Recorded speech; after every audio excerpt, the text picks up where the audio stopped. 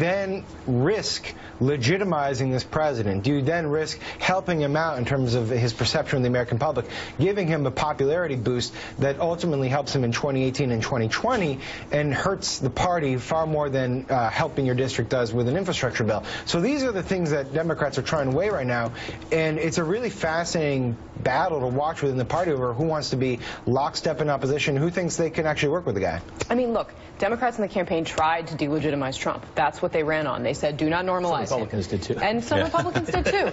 And it didn't work. And the reality is, Democrats in some ways do have an opportunity on a big infrastructure bill like this. I mean, if you talk to people who are close to Chuck Schumer, he'll say, great, this is an amazing chance to pass a huge Democratic infrastructure bill with lots of federal spending and all of these things that we've been arguing for years. And the reality is, to Sam's point, they need Democrats to do it, the Trump administration, if they want to pass it. And I think the dynamic is going to be very interesting between what do Democrats decide to do, if enough of them decide, okay, we're going to get on board with this, compared to Republicans who don't want to spend this kind of money and have for the last decade. Do you think the Democrats as a unit in the House and the Senate, can they get a majority among themselves to answer the question of, will you do what's best for the country? Never mind Trump.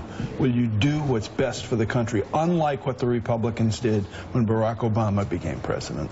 I mean, look, I don't know if they're going to necessarily look at it in those terms. I think the answer to the question, what is best for the country, the answer that Nancy Pelosi might give you on that question is stop Donald Trump at all costs. So I think we're going to see some of that. I mean, she has had a lot of practice at kind of performing that role. I mean, we've talked a lot about Republicans being in opposition, but on the House side, I mean, Nancy Pelosi has led a very unified opposition, and Republicans have a lot of tough things standing out there. I mean, they're going to have to raise the debt ceiling, for example, with Republican votes. Does Nancy Pelosi decide to help them out on there?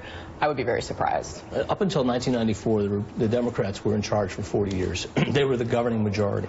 And they did exactly what Sam was saying. They would give Republicans enough in their districts to make them happy about being reelected and getting the crumbs off the table and helping the Democrats and essentially stay. Newt Gingrich said no to all that. And ever since 1994, we've been in a real struggle on the Hill because it's been Democrats in charge, Republicans in charge, split House back. Now the Republicans are perhaps on the verge, if they play their cards right, of actually being a governing majority by giving Democrats enough of what they need to keep getting reelected in their districts to make them happy. We'll see if they can do that. But the other point is, this isn't really about Trump, in a sense. And if the Democrats misread what the election is about and people who support Trump, the Trump supporters believe that the governing majority, you could say the Democrats or the elite or whatever you want to say, have been in charge forever. Now they feel like they're in charge.